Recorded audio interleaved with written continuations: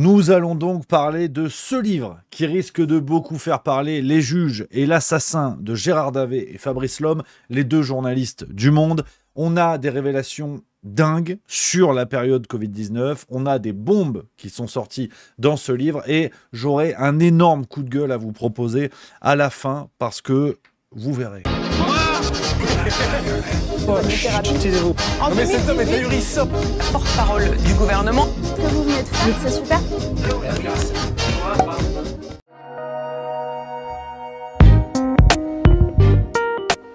Alors, on va décrypter ce bouquin, vous savez, à la manière juste milieu, à la sauce juste milieu. On va faire le point sur tout ce qui est dit. Il y a des révélations assez dingues, il y a des pépites, il y a vraiment des choses qui sont entre... On hésite entre rire et se taper le cul par terre. On a beaucoup de choses, les copains, sur le Covid-19. Et pour la petite parenthèse, vous le savez, hein, bien évidemment, il ne faut surtout pas manquer de prudence, manquer de vigilance. Il faut garder l'esprit sur le dossier Covid. Le temps passe, mais notre intérêt ne doit surtout pas passer. On ne doit pas laisser tomber tout ce qui s'est passé. On ne doit pas leur laisser le champ libre après toutes les folies auxquelles nous avons eu droit. Donc c'est très important de parler de ce sujet-là de manière régulière. On essaie de faire tout le travail nécessaire hein, sur Juste Milieu. On a un dossier, voilà, vous avez été déjà des milliers à le télécharger, et ça nous fait très plaisir. Un dossier sur les effets secondaires. C'est l'ami Pierre Chaillot hein, qui a fait ça de la chaîne Décoder l'écho, on embrasse. Je vous mets le lien dans le chat si vous voulez. Vous avez le lien en description de cette vidéo si vous regardez sur YouTube. On a republié évidemment ce passage. C'est très important si vous voulez recevoir un peu des informations sur les statistiques des effets secondaires. Donc, ce livre nous permet de reparler de la période Covid. Alors, quelques éléments de contexte avant de décortiquer. J'ai tout préparé. J'ai mon script, vous allez voir. Il y a des parties, des sous-parties, des sur-parties. Ça va être super. Ça va être super, les amis. Gérard Davet et Fabrice Lhomme, qui sont les auteurs de ce livre, sont deux journalistes du Monde. On peut dire journalistes d'investigation. Ce sont ceux qui ont publié des bouquins comme Un président ne devrait pas dire ça sur François Hollande, Sarko m'a tué sur Sarkozy. Plus récemment, Le traître et le néant, un bouquin extraordinaire, en tout cas très riche en révélations, si vous voulez, qui n'a pas déclenché d'affaires dingues, mais très riche en révélations sur les coulisses de la Macronie.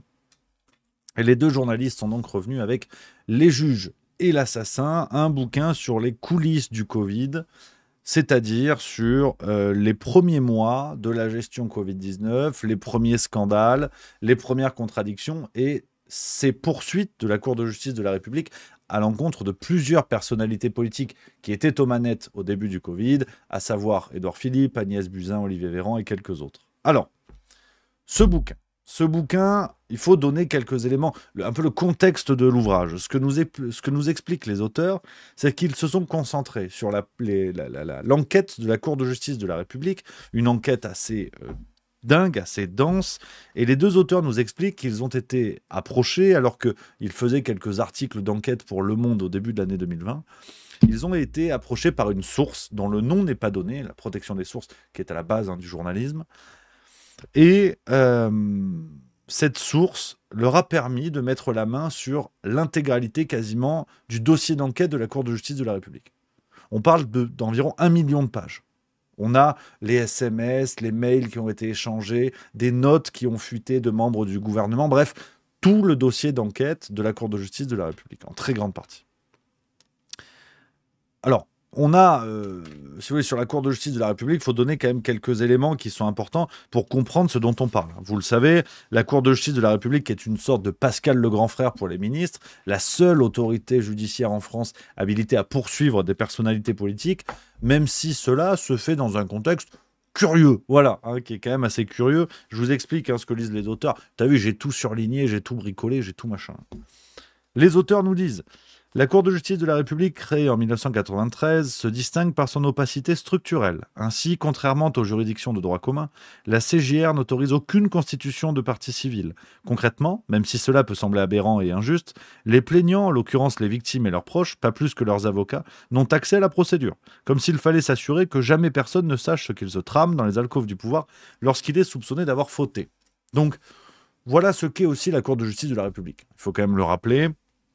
Au moment où je vous parle, la Cour de justice n'a condamné personne. hein, me semble-t-il, aucune personnalité politique n'a été condamnée à des peines de prison, par exemple. Hein. Il n'y a jamais eu de condamnation d'ampleur par la Cour de justice de la République. Donc on est sur un truc opaque, et le dossier d'enquête lié au Covid n'était pas censé sortir. Donc c'est à la base de ce bouquin, ce qui fait que j'avais des attentes assez extraordinaires, véritablement, sur le livre. Il faut rappeler également, alors je vais vous passer certaines choses, hein. Je me suis concentré vraiment sur les révélations qui me semblent les plus importantes, les amis. Il faut savoir qu'il y a, dans le livre, il y a un très long développement sur des épisodes assez connus, pour ceux qui ont suivi ça de près, notamment dans les médias alternatifs, où on a essayé de faire le boulot, je dis on, avec plein d'autres chaînes à qui il faut rendre hommage, bien évidemment, et d'autres intervenants de grande qualité, comme le professeur Perron, madame... Alors là, ça m'embêterait d'oublier son nom. Alexandra Royan-Côte, bien évidemment. Voilà, Monsieur Toussaint, professeur Perrin, Toussaint, enfin, toutes ces personnalités à qui il faut rendre hommage, qui ont fait le boulot au...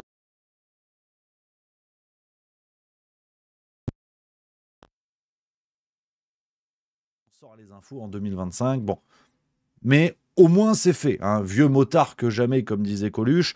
Donc c'est fait. Alors même si le bouquin est assez pénible par moment. Alors attendez, apparemment il y a des soucis de micro. Est-ce qu'on m'entend? C'est bon, c'est revenu. Il y a des petites coupes. Excusez-moi, je fais au mieux. Ce bouquin, par exemple, passe beaucoup de temps, hein, à travailler sur les stocks de masques, les problèmes de stock de masques et tout. Je vais vous en faire l'économie aujourd'hui. Vraiment, j'ai pas envie de parler de ça. On va se concentrer sur des choses nouvelles, de véritables révélations et qui me semblent plus intéressantes. Alors, on va faire personnage par personnage et j'ai essayé de vous construire ça. On va monter crescendo, comme on dit, dans le monde de l'opéra. On commence avec Édouard Philippe. Pandi Panda, hein, dont la grande question aujourd'hui est de savoir s'il aura encore des tifs en 2027. Et Édouard Philippe, ce qui le caractérise, hein, hier comme aujourd'hui, c'est l'impréparation, mais avec toujours cette confiance extraordinaire qu'il habite. Habite.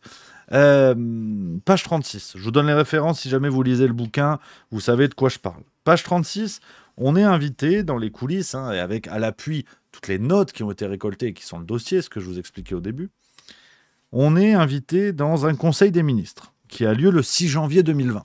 Donc un pangolin a fait une chiasse à l'autre bout du monde, ça commence à devenir un petit peu tendax, mais en France on est bien, on est détendu du tanga. Et que nous dit Édouard Philippe, alors qu'on a déjà des premières remontées déjà assez suspectes, hein, qui ne donnent pas encore l'ampleur de la pandémie énorme qui va arriver, mais on a déjà quelques remontées. Et face à cela, Édouard Philippe, Premier ministre, nous dit « Notre pays en a vu d'autres. Il faut viser le plaisir et la confiance du travail bien fait. » Voilà. Donc voilà, si vous voulez, un petit peu dans les coulisses au tout début du Covid, la prudence, hein, qui habitait les gens de notre gouvernement. Donc tu sens que ça va bien se passer. Voilà. Ça, c'est pour Édouard Philippe. J'ai pas plus à vous dire. Il n'y a pas plus de choses extraordinaires. Si vous voulez, bon, spoiler alerte ou divulgachage alerte, comme disent nos amis québécois, personne n'a été condamné. Hein, vous le savez déjà. Donc je vous donne quelques éléments saillants sur de nouvelles choses. Mais Édouard Philippe n'a pas été condamné, comme personne d'autre. On apprend, hein, qu'il avait eu quelques infos, qu'il a ignorées, mais je me concentre vraiment sur les choses qui me semblent les plus intéressantes. On continue avec un deuxième personnage clé. On va commencer à monter un petit peu en tension. C'est ce bon vieux Jérôme Salomon. Alors Jérôme Salomon, pour ceux qui auraient déjà oublié, c'était lui. Regardez, mon lancement était presque parfait. C'est fort fâcheux, mais c'est lui.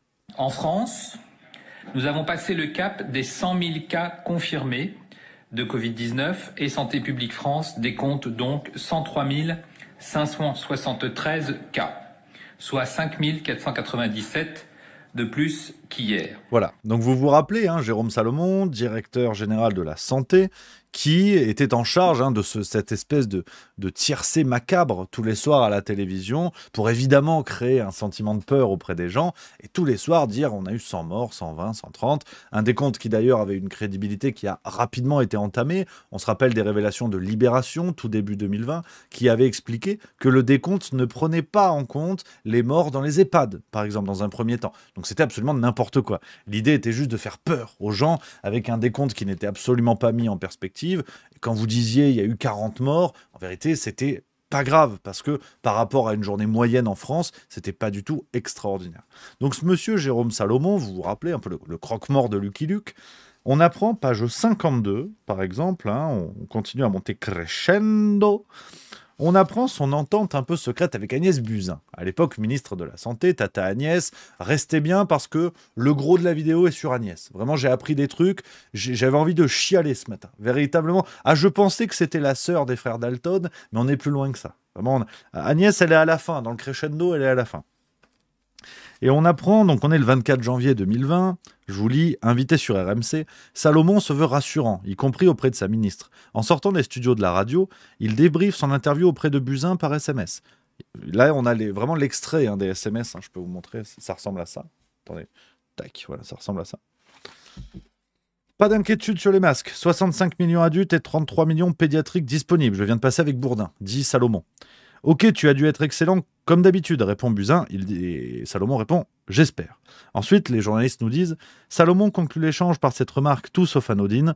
Il faut que je te protège et serve de fusible si nécessaire. » Alors, c'est très intéressant. On est au tout début 2020. Et si j'étais complotiste, je suis en train d'inventer un personnage Astérix. Complotiste, je vous aurais dit, c'est très intéressant cette idée qu'a Jérôme Salomon de savoir qu'il va devoir servir de fusible Agnès Buzyn. Sauf que on est au tout début, la pandémie n'est même pas appelée comme ça par l'OMS, et on a déjà des personnalités au plus haut sommet de l'État qui envisagent l'idée que quelqu'un serve de fusible. Alors qu'à ce moment-là, personne ne sait grand-chose, et que nos responsables politiques sont censés, comme d'hab, tout donner pour aider la France, sauver la France et gérer au mieux la situation. Et là, Jérôme Salomon dirait déjà qu'il veut servir de fusible. Bon, si j'étais complotiste, je dirais c'est bien la preuve qu'ils sentaient qu'ils allaient faire de la merde. Mais bon. Attention, je ne veux surtout pas m'avancer. On continue avec le parcours de Jérôme Salomon. Page 201, on apprend des choses assez intéressantes parce que ce monsieur, il faut quand même se rappeler, le bouquin nous amène à une certaine nostalgie. On se rappelle un petit peu de tout ça. Jérôme Salomon, on l'avait vu débarquer, et personne ne savait qui c'était. En vérité, déjà, on a appris qu'on avait besoin d'une direction générale de la santé. On pensait qu'un ministère, c'était déjà bien. On avait une direction générale qui était vraiment un organisme quand même différent. Et on apprend le parcours de Jérôme Salomon. Lui, c'est du lourd, nous disent les journalistes, du sérieux en tout cas. Médecin, spécialiste en santé publique et en maladies infectieuses, plutôt classé à gauche, ex-conseiller technique de Bernard Kouchner entre 1997 et 2002 et de Marisol Touraine 2012-2017, alors ministre de la Santé. Il devient directeur général de la Santé en janvier 2018 après une intense campagne de lobbying dont il a le secret. Il y a deux choses intéressantes là-dessus. Jérôme Salomon est ce qu'on appelle un peigne-cul. C'est-à-dire que, comme on dit un petit peu dans le milieu de la choupa-choups, il suce utile. Vraiment, je parle bien du bonbon. Attention. Voilà. Il suce utile dans la mesure où c'est un parvenu assez extraordinaire. Le bouquin nous donne quelques autres anecdotes là-dessus, qui n'hésite pas à se positionner, notamment auprès d'Alexis Collère, secrétaire général de l'Élysée, pour avoir un poste. Il se voyait bien, par exemple, ministre de la Santé, par exemple, avant que Buzyn rafle la mise. Donc on voit que voilà, Salomon est un parvenu très soumis, qui est prêt à peu près à tout pour arriver là où il veut. Et ce qui est intéressant, c'est que on le retrouve dans le cabinet de Marisol Touraine. Donc on rappelle, ministre de la Santé sous François Hollande. C'est une expression, pas physiquement, parce que Pusher, elle n'est pas championne d'apnée. Et ce qui est intéressant, c'est que dans ce cabinet, il y avait du beau monde. Je vous ai retrouvé un peu une archive. On est chez Juste Milieu, je vous prouve ce que je dis. Évidemment, on est des gens sérieux. La composition du cabinet de Marisol Touraine à l'époque, vous allez voir, il y a des noms qui ne sont pas inconnus. On a donc ce monsieur Salomon. Et si on cherche un petit peu, regardez, je vais vous montrer, ça c'est la liste, vous avez vu, c'est officiel. Benjamin Griveaux, par exemple, Gabriel Attal, dis donc, c'est fou, et donc notre ami Jérôme Salomon. Donc on a en fait des gens qui se fréquentaient d'alors, qui se connaissaient d'alors, et c'est intéressant de voir la continuité dans l'escroquerie. Il y a vraiment une idée de durabilité de la saloperie qui est pas dégueulasse. Jérôme Salomon, on apprend dans le bouquin, ça c'est vraiment les petites pépites croustillantes. On n'est pas encore dans les scandales que je vais vous révéler dans quelques instants, les scandales vraiment graves. Là, on est juste dans les petites pépites pour comprendre qui on a en face de nous. Je vous lis page 323. Donc on est un peu voilà aux côtés de Jérôme Salomon, on apprend un petit peu voilà ce qui se passe, comment il fonctionne. Et je vous lis l'extrait, ça parle de soi. Toute sa longue carrière dans le secteur de la santé, l'expérimenté Jérôme Salomon s'est préparé à l'imminence d'une pandémie, jusqu'à placarder une affiche portant l'inscription « We are all gonna die », traduction « Nous allons tous mourir », dans son bureau de conseiller sécurité sanitaire de la ministre Marisol Touraine entre 2013 et 2015. Voilà. Donc c'est un monsieur en fait que ça fait marrer, si vous voulez. Ça fait marrer. Il trouve c'est rigolo. Il trouve c'est rigolo que une fois il y a une maladie qui nous bute tous et il en a accroché un poster en fait. Il a un poster dans son bureau, on va tous mourir. Parce qu'en fait c'est drôle. Voilà, donc il y a une forme de cynisme, si vous voulez, qui est assez intéressant. Et là encore, si j'étais complotiste, je me dirais putain, quand même. C'est fou, tous ces trucs qui vont dans le sens. Écoutez, page 324. Là, on est le 5 septembre 2016, hein, alors que le ministre de l'économie vient de claquer la porte du gouvernement Valls. Salomon se fend d'une note alarmiste mise au jour par les Macron Leaks. Donc, pour rappel, les Macron Leaks, c'est au lendemain du premier tour, si je ne dis pas de bêtises, ou de l'élection de Macron, j'ai toujours un doute. En tout cas, lors des présidentielles 2017, Wikileaks, Julian Assange et son équipe, vont révéler tous les échanges de mails de la Macronie. En tout cas, des aspirants macronistes, si vous voulez, de l'équipe de campagne d'Emmanuel Macron. On va avoir des échanges de mails de toutes les équipes sur la préparation de la campagne, comment ils se sont organisés, les financements, tout ce que vous voulez. Ce qui va faire naître, évidemment, plusieurs scandales. Et cette somme en fait de mails est extraordinaire. Vous pouvez la consulter encore aujourd'hui. Hein, si vous allez sur le site de Wikileaks, on a appris un petit peu plus tard, par exemple, que quelqu'un comme Sarah Knafo s'était appuyé là-dessus pour la campagne de Zemmour en 2022, par exemple. Tu vois. Donc, Salomon, les mails de Salomon circulent entre des membres de l'équipe Macron. Donc, il est déjà dans la galaxie, si vous voulez. Hein, je vous parlais de parvenus, je ne vous ai pas menti. Et je vous lis ce que nous disent les deux journalistes. Le document comporte en exergue cet aphorisme de Richelieu. On ne doit pas tout craindre, mais on doit tout préparer. L'ex-conseiller de Marisol Touraine avertit que, je cite, « la possibilité de survenue d'un événement naturel d'ampleur, avec un impact sur un grand nombre de personnes, des dommages matériels importants, un impact financier et d'image et des capacités de réaction dépassées, doit être sérieusement envisagée et anticipée. La France n'est pas prête. Notre pays doit adapter ses organisations aux spécificités des crises majeures. » Donc, là encore, si vous voulez, en essayant d'être rigoureux, d'être dans une approche intellectuellement honnête, on est tenté de dire c'est leur boulot. C'est leur boulot d'anticiper les crises. Et évidemment, hein, c'est un peu comme le bouquin, pour la petite parenthèse, vous savez, Le Monde vu par la CIA en 2020. Souvent, la version française est souvent préfacée par Alexandre Adler, des choses comme ça. Je ne sais pas si vous voyez ce truc-là. Les scénarios imaginés par les services intérieurs, qu'ils soient américains ou d'autres pays, d'imaginer ce qui peut se passer dans le monde.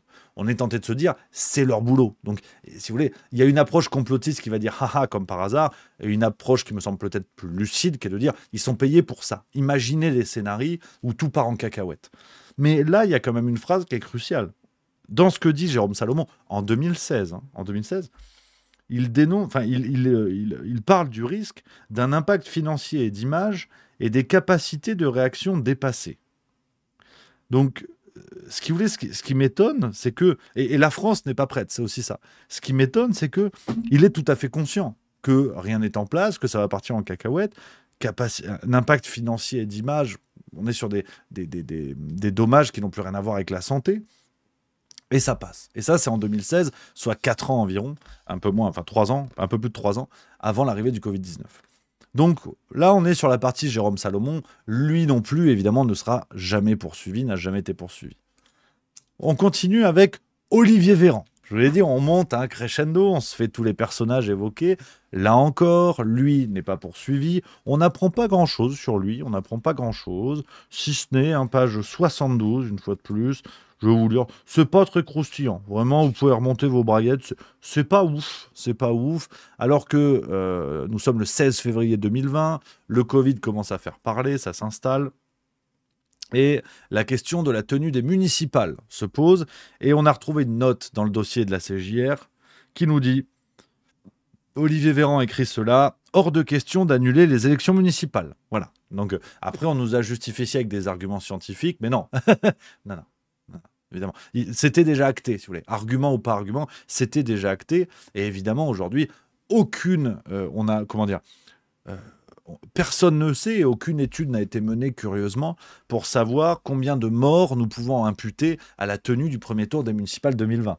Le deuxième tour avait été décalé, on s'en rappelle, au mois de juin, enfin l'été.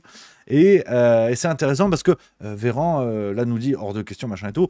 Et ils n'ont pas été poursuivis pour leur responsabilité dans des morts que l'on pourrait imputer directement à la bonne tenue de ce tour, alors que tout le monde savait très bien déjà à l'époque que c'était une connerie.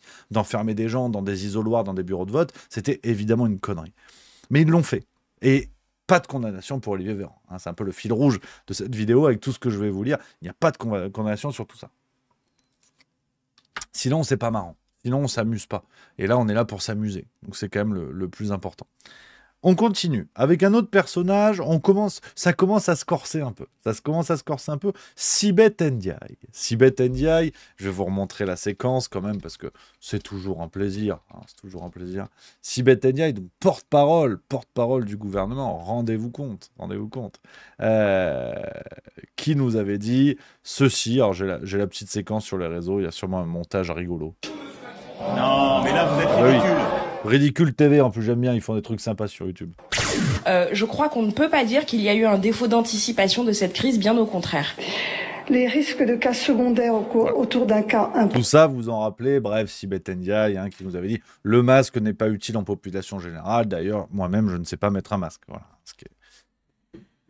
À ce moment-là, j'avais eu des regrets que Sibeth Ndiaye ne fût pas porte-parole au moment du sida, parce qu'elle aurait peut-être déroulé des lourdes capotes en direct, ça aurait pu être au moins sympatoche. Bon, là, c'était juste les masques. Alors, sur les masques, tu sais, moi, le premier, on s'est dit « Ah, mais peut-être que c'est juste qu'elle est con. » Non, mais c'est possible. C'est possible. Je veux dire, ça arrive. Quand tu vois Marlène Schiappa, tu te doutes bien que les cons ont le droit de réussir en politique. Il n'y a pas de problème, tu vois. Alors, c'est un petit peu plus compliqué que ça. Je vous lis ce que nous disent les deux journalistes, page 85. À l'instar des autres ministres auditionnés, Sibeth Ndiaye dément en tout cas vivement avoir endossé un double discours afin de cacher la vérité aux Français, concernant les stocks de masques qui manquaient. On parle de ça à ce moment-là. Pourtant, nombre de documents saisis par les enquêteurs permettent d'en douter. Cette note de la Direction générale de la santé, déclassifiée du 28 février 2020 par exemple, titrée « Documents confidentiels ne pas divulgués », elle synthétise un point de situation. On y trouve la précision suivante. Gestes barrières, masques si malades. Certes, on parle ici des personnes infectées, mais la note mentionne également ceci. Point critique, épidémie massive, masques chirurgicaux. Les masques sont donc bien indispensables en cas d'épidémie et a fortiori en temps de pandémie. Encore faut-il en disposer.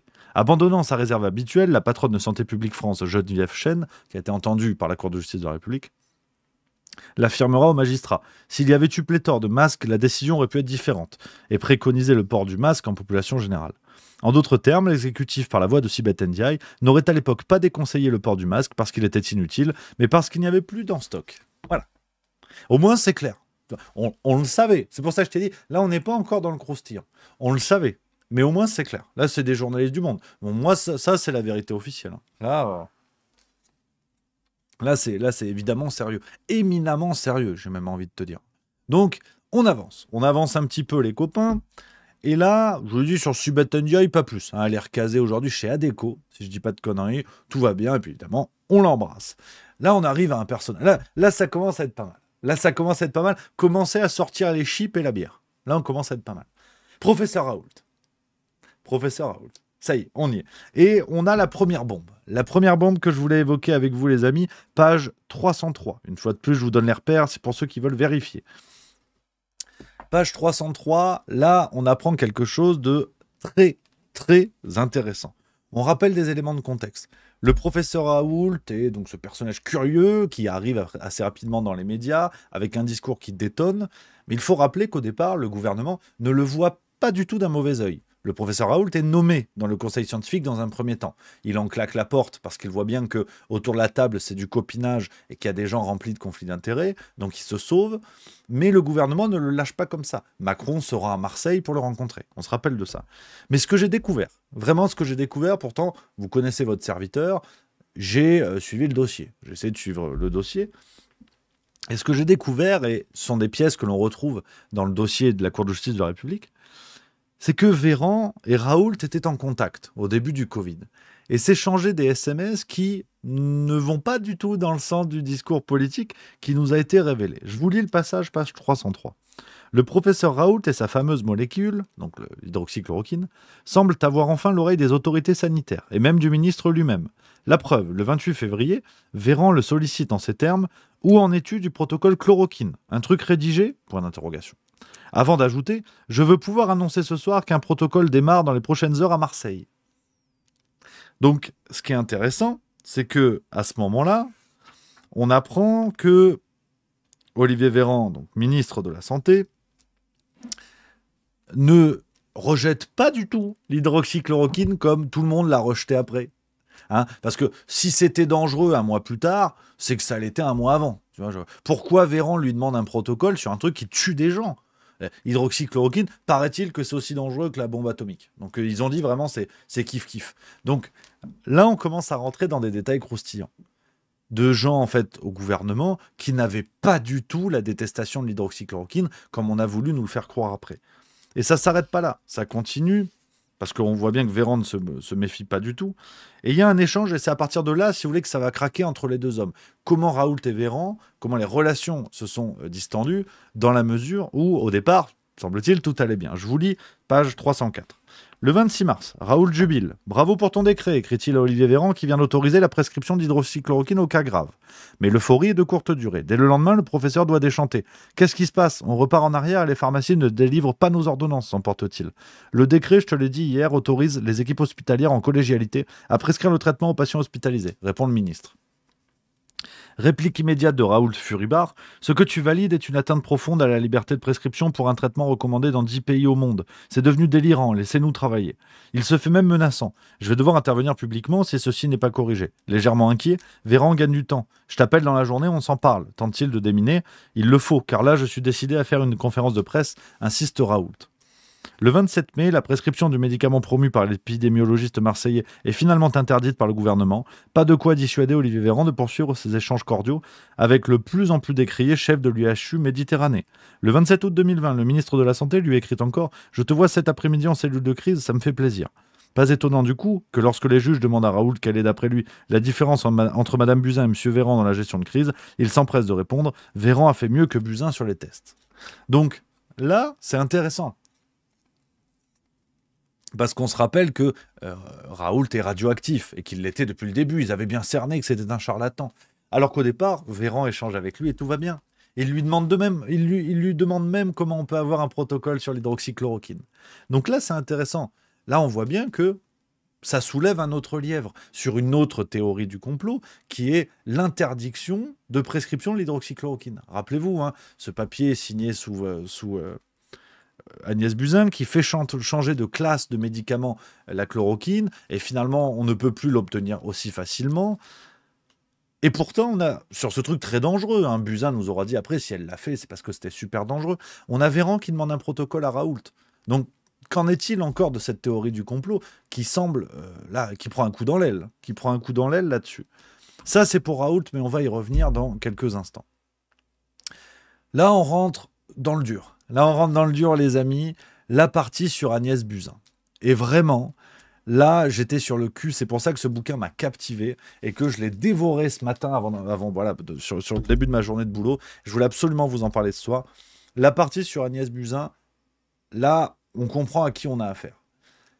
Donc, on rappelle quelques éléments. Vous le savez, ministre de la Santé qui va se tirer pour faire les municipales en remplacement de Benjamin Griveaux, trop amoureux de baseball, mais qui a confondu sa batte avec sa bite. Donc, la vidéo qui a fuité, l'histoire avec la gonzesse de l'artiste russe Piotr Pavlinsky, défendu par Branco. Bref, vous vous rappelez cette vidéo intime qui a fuité, qui a empêché Griveaux de faire les municipales 2020.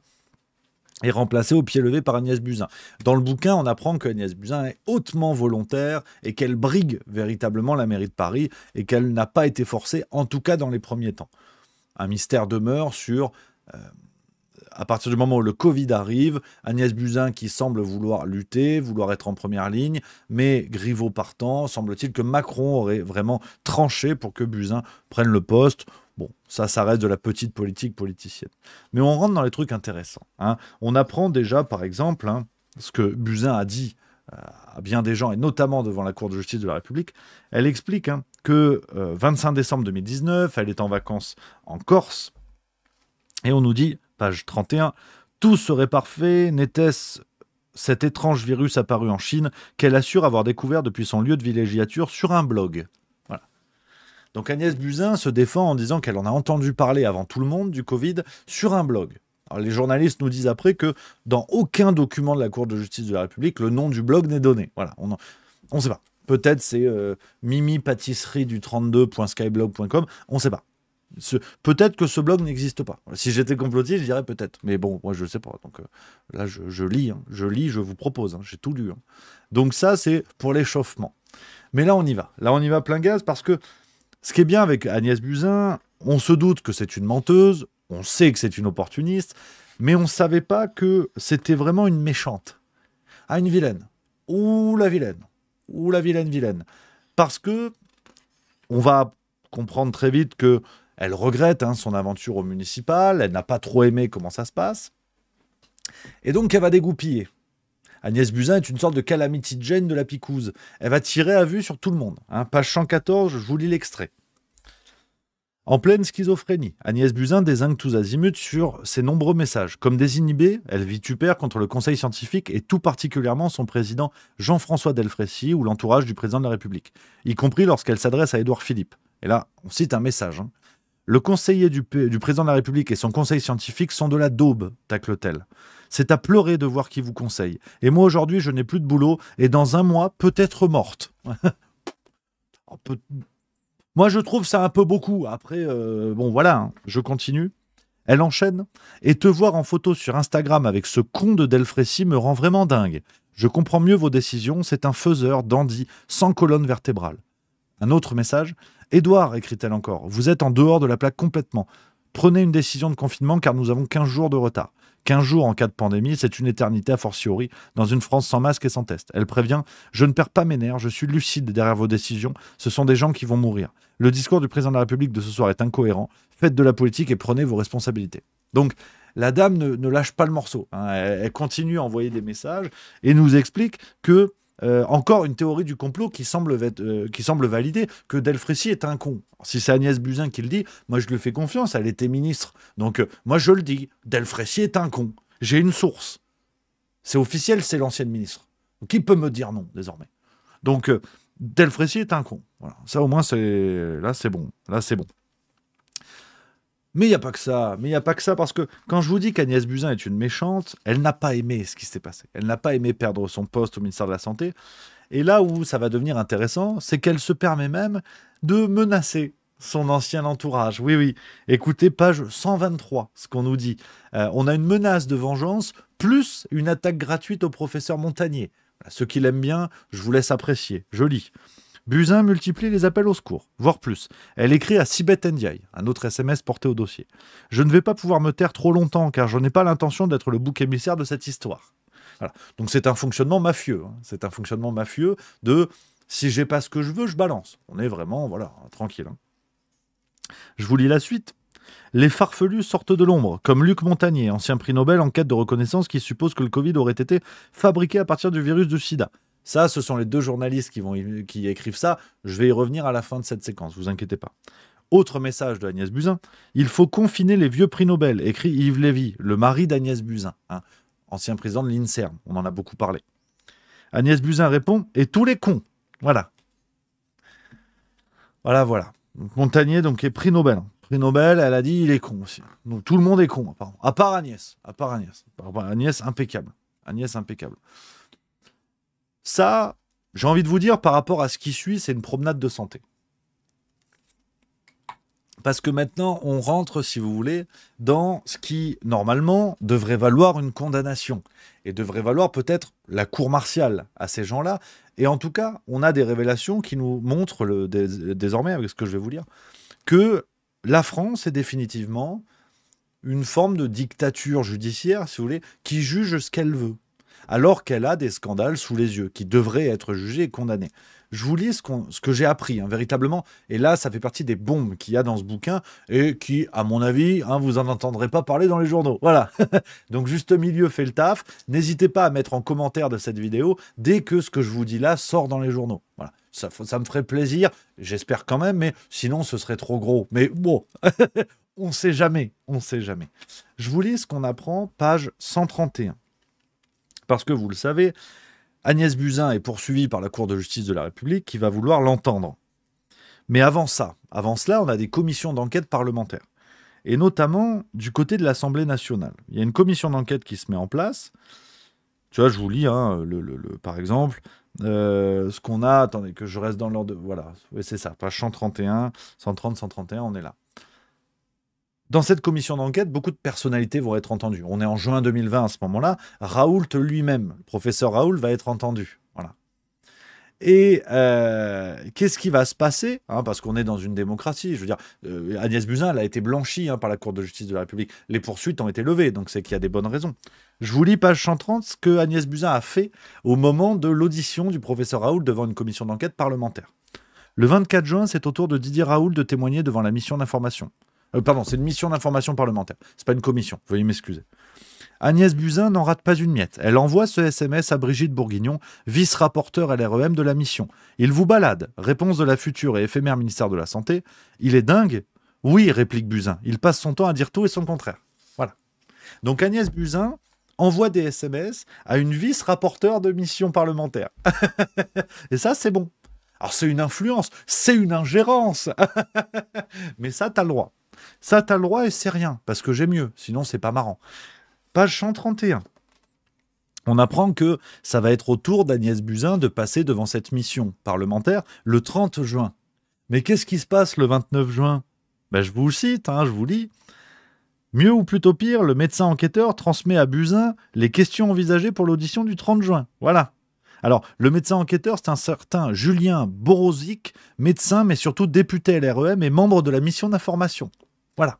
Je vous lis donc ce médecin enquêteur qui transmet à Buzyn les questions. Le 29 juin, il a une bonne nouvelle pour l'ex-ministre. Les questions que je t'ai données sont passées comme une lettre à la poste auprès du groupe et j'ai une carte blanche pour les préparer demain, donc ça va le faire. Élaboré ou plus exactement concerté avec grand soin, l'audition est clairement arrangée. Elle a été blanchie, hein? Mais parce que t'as le droit de faire ça. Apparemment, c'est bon, hein. Ils n'ont pas jugé... Non, ça a l'air bon, hein. Ça a l'air ok, hein. Ça a l'air bon, hein. Je vous lis encore, hein. Plus ennuyeux encore, Borozic franchit le Rubicon et fait parvenir un document confidentiel à Buzyn, le matin même de l'audition. 6 juin, la note des administrateurs. Cette note est confidentielle car dans les mains de Brigitte Bourguignon et Ciotti officiellement. Ça te donne une bonne orientation sur les questions à venir. Tu aurais, je pense, intérêt à aborder les points les plus touchy dès ton propos liminaire pour répondre aux questions avant qu'elles ne te soient posées. Oui, je continue à lire. Le député, décidément prévenant, va jusqu'à proposer à l'ex-ministre de choisir les questions qui lui seront posées. Une question sur les infos données par la SGDSN te va ou pas, s'enquiert-il? Non, tranche Buzyn. Et nous, on a regardé en se disant, elle va rendre des comptes. Et c'est pas fini. Ah ben non, j'avais dit c'est crescendo. Donc c'est... Bon là, c'est taekwondo, hein, par rapport à la démocratie, mais j'avais dit crescendo. Donc, elle a les questions en avance sur la mission parlementaire. Mais ce qui est bien aussi, c'est que, comme je vous l'ai dit, Agnès Buzyn va être poursuivie par la Cour de justice de la République. Et là, il va y avoir, évidemment, perquisition. Perquisition chez elle. Pour essayer de trouver des éléments. Et vous me voyez venir. En fait, même la perquisition, elle était au courant. Oui, je vous lis. Le jeudi 15 octobre 2020, en milieu de matinée, à 10h10 très précisément, Agnès Buzyn, en villégiature dans sa propriété corse, reçoit un SMS de Paul Midi, alors adjoint de Stanislas Guérini, délégué général de La République En Marche. J'entends que tu aurais été perquisitionné. 3 petits points. J'imagine que ça doit être assez traumatisant. Et Buzyn, manifestement interloqué, de répondre « pas au courant ». Oui, un peu plus loin on nous dit, hein, Paul Midi était décidément bien renseigné, un peu trop aux yeux des enquêteurs qui se demandent encore comment et surtout par qui les dirigeants du parti présidentiel ont pu été informés à l'avance de perquisitions hypersensibles avec le risque de déperdition de preuves que cela implique. Oh non! Oh non! Oh non! Oh non! Ah si! Voilà, en fait, tous les ministres qui ont été perquisitionnés, ce que nous disent les journalistes ici, c'est qu'ils étaient au courant. Donc, là, ce serait complotiste de dire que quand tu es prévenu en avance d'une perquisition, tu peux cacher les éventuelles preuves. Ce serait complotiste. Je dis juste qu'on les a informés. Après, pourquoi on les a informés? Là, moi, j'ai pas la piste. Hein. Moi, j'en ai aucune idée. Hein. Moi, je sais pas. Hein. Je sais pas. Je vous parlais de chantage tout à l'heure. J'en ai un autre exemple, parce que vous le savez, Agnès Buzyn, elle a rebondi à l'OMS, après, et désormais à la Cour des comptes. Alors qu'elle les a pas rendus elle-même, les comptes. Et donc, hein, je lis page 137, tu vois, un message qu'elle envoie à Alexis Colère. Je passe en commission d'enquête au Sénat mercredi, et je sais de l'intérieur qu'ils veulent ma peau. Tout le monde me charge alors que tu connais parfaitement la vérité. Je t'avoue qu'une bonne nouvelle m'aiderait en ce moment. Voilà. Peu après, elle est nommée. Ouais. Alexis Colère lui répond nous essayons de caler un call, donc un appel, avec Tedros. Tedros, c'est le patron de l'OMS. Bon, apparemment, il l'appelle Tedros parce qu'ils sont copains. Nous avons bien cela en tête avec le président de la République. Voilà. Donc voilà à quoi doit sa nomination. À quoi Agnès Buzyn doit sa nomination. Hein. Voilà, hein, c'est parce que elle a fermé sa gueule. Hein, voilà. Non mais ça encore, c'était une théorie du complot. C'est un véritable bingo ou quoi? Oh non, mais c'est vraiment une mine d'or. Tu te baisses, tu gagnes. Donc, je continue parce que on a encore quelques échanges avec Jean-François Delfrécy. Page 310, hein, je vais vous montrer. On a quoi d'autre? Voilà, elle nous dit encore... Hein, elle nous dit encore... Elle écrit à Édouard Philippe. Non, c'est le même message, tiens, c'est marrant, il y a une redite. C'est marrant. Bon, bref, donc ça, on s'en fout, j'enchaîne. On arrive sur le plus gros dossier. Là, je pense que vous êtes chaud. Là, vous êtes chaud, on est bon. Là, on est bon. Hein. Là, on peut y aller. Le plus gros dossier, parce qu'on se dit, bon, les ministres, Jérôme Salomon, autoproclamé le fusible, à la limite, bon, peut-être c'est des vilains, mais en haut de la pyramide, c'est pas des vilains. Alors, ce qui est intéressant, c'est que dans cette enquête de la Cour de justice de la République, les journalistes avancent les preuves d'une implication directe d'Emmanuel Macron, à l'encontre de toute loi, hein, évidemment, et de tout respect de la loi française. Page 345-346, une fois de plus, je vous donne les repères. Je vais vous lire ce que nous disent les journalistes. Le pouvoir avait visiblement l'intention de garder secrète cette note de 5 pages rédigée le 1er décembre 2020 à l'attention du chef de l'État. Elle porte la signature d'Hélène Davot, alors conseillère justice d'Emmanuel Macron. Donc là, on est à l'Élysée.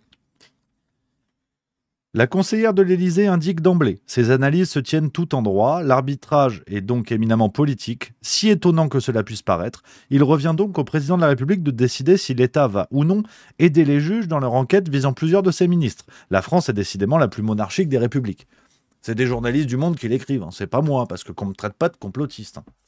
Mais page 349, on a quelque chose de croustillant.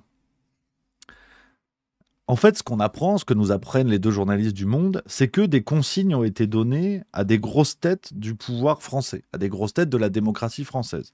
Je vous lis, si l'on comprend bien, avant de répondre à la justice, il serait opportun que les figures de la majorité se soient mises d'accord sur une version identique ou au minimum adoptent une position commune par rapport à la CJR en général.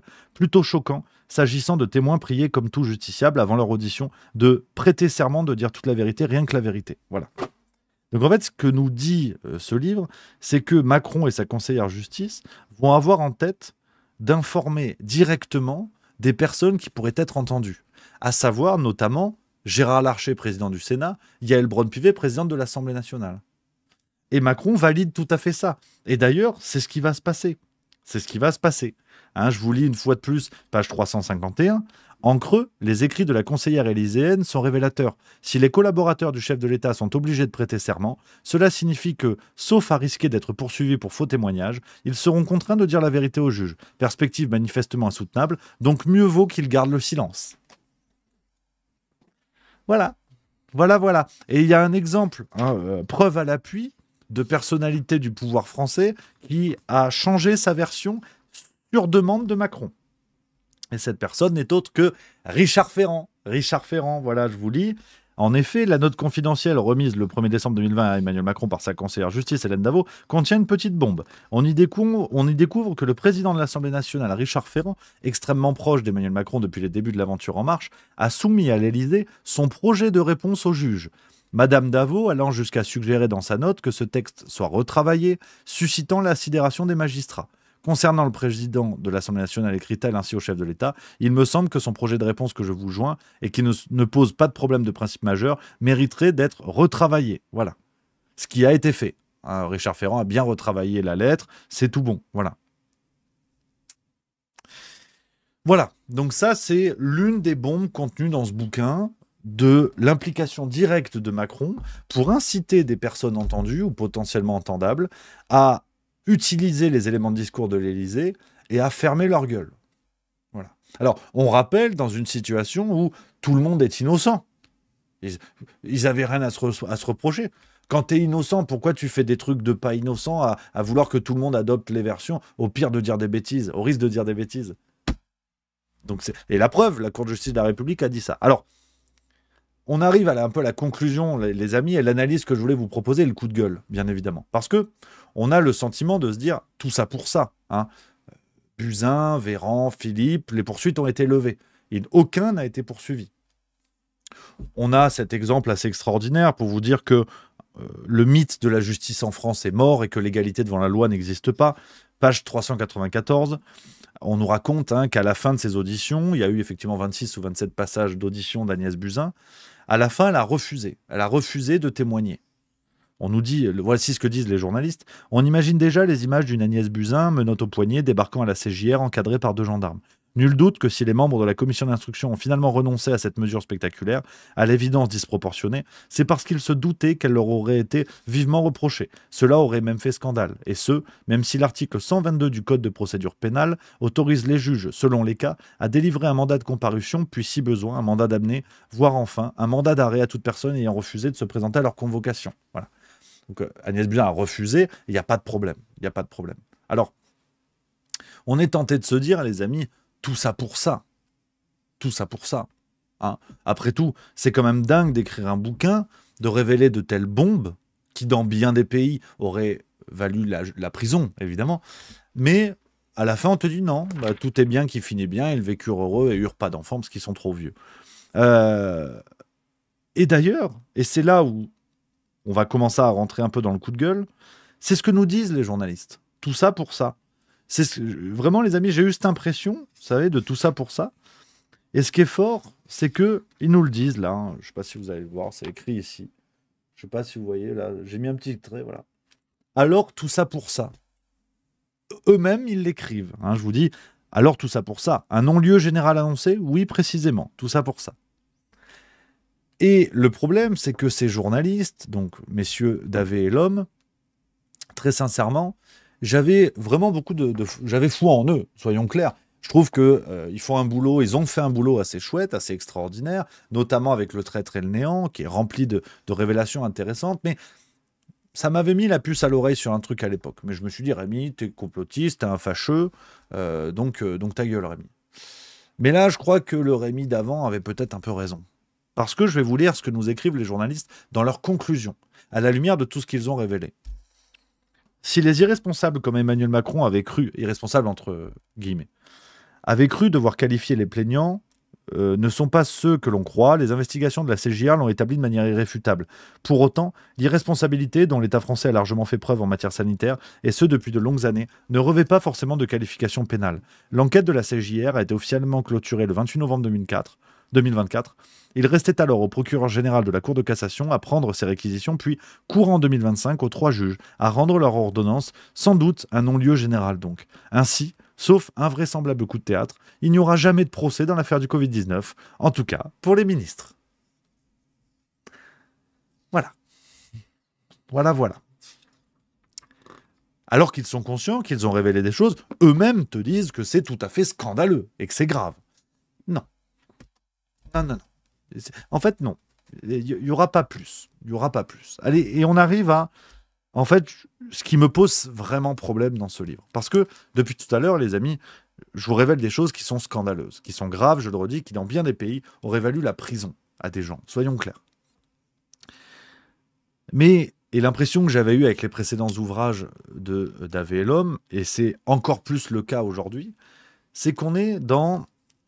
l'illusion du travail journalistique. J'y viendrai. Et ce qui m'a vraiment mis grognon et ce qui m'a mis sur cette voie, si vous voulez, c'est le traitement du professeur Raoult dans l'ouvrage. Alors qu'on soit bien d'accord, ça ne m'a pas touché, ça ne m'a pas heurté parce que je suis un pro-Raoult, un adorateur de Raoult.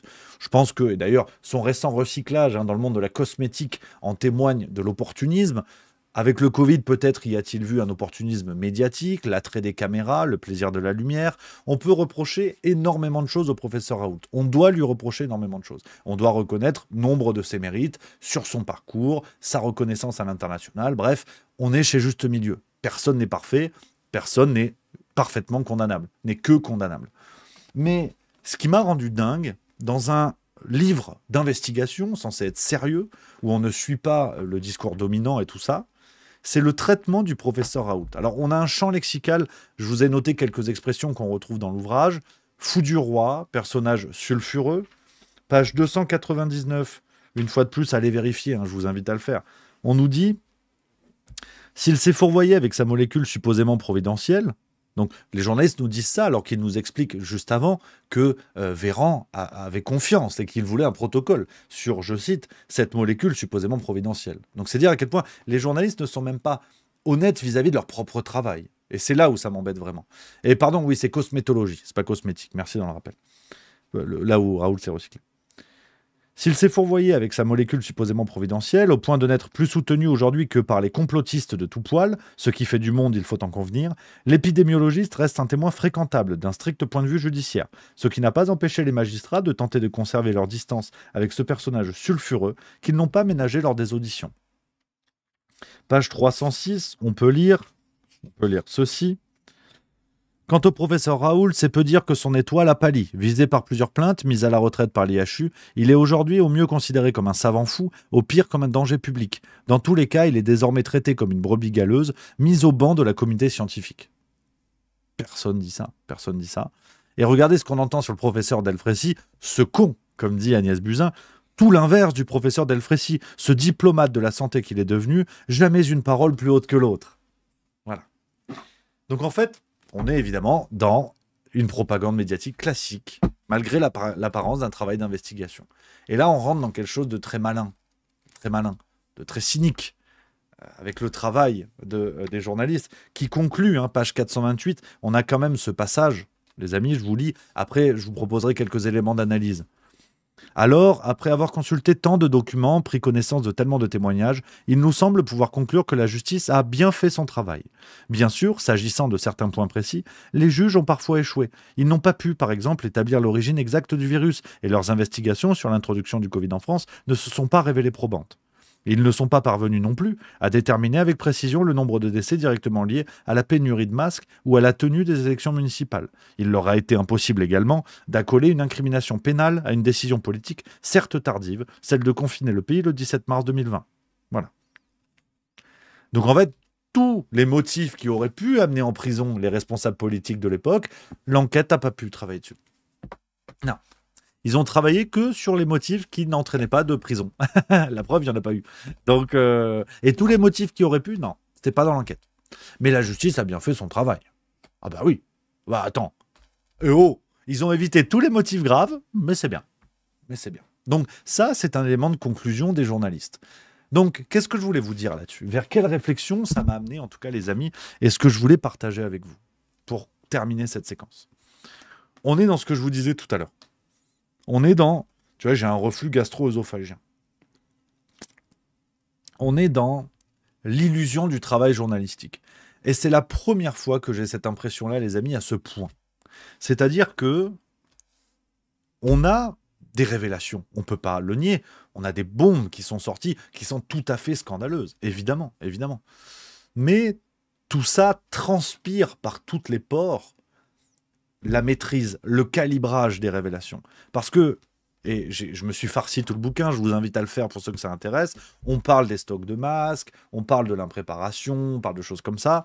Sur le vaccin, bubule. Le mot vaccin, je crois, doit être utilisé 4 fois ou 5 fois dans l'ouvrage. Vraiment. Alors, je veux bien que l'enquête se concentre sur 2020, mais on sait très bien que sur le vaccin, il y a des choses bien plus dures. Ne serait-ce que les négociations d'Ursula von der Leyen par SMS. Ils auraient pu mettre le nez dedans, nos amis journalistes. Ça, non. Donc, On n'a aucune référence à ça. On a une seule référence au cabinet de conseil. À un moment donné, c'est évoqué quelque chose comme 9 millions, je crois, pour une mission spécifique où on va chercher des cabinets, notamment McKinsey, mais pas plus. Les journalistes ne nous parlent pas non plus de la gabegie de pognon liée au cabinet de conseil. Pourtant, ça commence dès le début du Covid. Donc, effectivement, c'est l'expression qu'utilise, je crois que c'est Juan Branco qui l'utilise souvent, mais qu'on retrouve dans bien des ouvrages d'analyse du genre, c'est du damage control. Excusez-moi pour l'accent anglais, je suis une pompe à vélo. On est dans le damage control, c'est-à-dire on donne l'illusion de la révélation, on donne l'illusion du travail bien fait, mais on sait précisément ce qu'on donne. On donne du grain à moudre pour se couvrir en disant « on fait le taf. Vous avez vu, on fait le taf. » Mais en fait, vous faites bubule. Vous faites bubule parce que vous contribuez, de manière assez cynique, à donner l'illusion du travail pour calmer les ardeurs de gens qui sont de plus en plus nombreux à voir qu'on s'est fait baiser avec le Covid. Et donc, vous leur donnez du grain à moudre en disant « mais si, c'est bon, vous avez vu, le taf est fait, c'est bon. Le taf est fait, rentrez chez vous, pas de problème. » Sauf que non, ne nous laissons pas tromper avec ça. Oui, il y a des révélations qui révèlent toute la saloperie qui a eu lieu en haut lieu au moment du Covid, mais ne nous laissons pas berner par cette illusion journalistique. Il faut évidemment saluer les révélations qui sont faites, mais comment comprendre que l'on en reste là ? Et donc, si vous voulez, les amis, j'avais envie de finir sur une réflexion qui est pas bien. Elle est pas belle. Elle est pas belle, la réflexion, mais je crois qu'à un moment donné, et ça n'est que mon avis personnel, je crois qu'il faut accepter de remettre en doute certains tabous. Certains tabous sur la question de la justice. Parce que aujourd'hui, c'est le discours habituel. Laissons la justice faire son travail, il faut tout faire, il n'y a pas de problème, machin et tout ça. Il faut respecter la justice. C'est une sorte de tabou, c'est une sorte de pilier immuable que rien ne peut venir critiquer. Mais alors que l'on vous explique, dans ce livre, on vous explique très clairement que les gens qui ont témoigné sous serment ont été briefés par l'Élysée. Je veux dire, on est sur une rupture fondamentale du respect de la loi, précisément. Alors que les gens qui ont été incriminés puis blanchis n'ont eux-mêmes pas respecté la justice et l'ont trahi. C'est ce que révèle le livre. Comment peut-on considérer que ces gens-là s'en sortent libres ? Et donc, c'est le fameux responsable mais pas coupable de Georgina Dufoy dans l'affaire du sang contaminé. Mais c'est une réflexion que je mets sur la table et qui est vraiment apparue là ce matin en finissant ce bouquin. C'est qu'à un moment donné, ce responsable mais pas coupable est bien la preuve de l'illusion de justice qui concerne les puissants en France, qui concerne les gouvernants. Mais dans un pays sain, est-ce qu'on peut réfléchir à une forme de culpabilité par responsabilité ? C'est-à-dire que si la justice ne parvient pas à prouver par des faits que vous avez commis un délit ou un crime, quand vous êtes un puissant, quand vous êtes un gouvernant, évidemment, c'est ce qui se passe là. La justice n'a rien prouvé. Bon, elle n'a pas enquêté sur les éléments sur lesquels elle aurait pu envoyer en prison ces gens-là, mais elle n'a rien trouvé sur les autres éléments qui n'étaient pas dangereux. Mais dans un pays sain, on a une forme de culpabilité par responsabilité. Dans la mesure où vous avez été aux manettes, que votre travail n'a pas été bien fait, la première preuve, c'est que vous avez été aux manettes et que le travail n'a pas été bien fait. Point. Surtout quand on voit que ces gens-là ont menti sous serment. Ils ont été briefés par le président de la République. Et on arrive à expliquer que ces gens-là ne sont pas en prison. Donc, comment voulez-vous qu'il n'y ait pas ensuite une forme de populisme, de rejet des élites ? Vous mettez absolument ce que vous voulez quand on fonctionne dans une dictature bananière de la sorte. C'est assez clair. Rendez-vous compte que ce que nous explique l'ouvrage, en prétendant faire un vrai travail, c'est que sur le Covid, il n'y aura aucune sanction. Je ne parle même pas de prison, je ne parle même pas de peine de prison. Je parle de sanctions. Les Véran, les Buzyn, tous les représentants politiques qui ont été aux manettes et qui ont monnayé leur silence. C'est le cas d'Agnès Buzyn. Fonctionnement mafieux, chimiquement pur.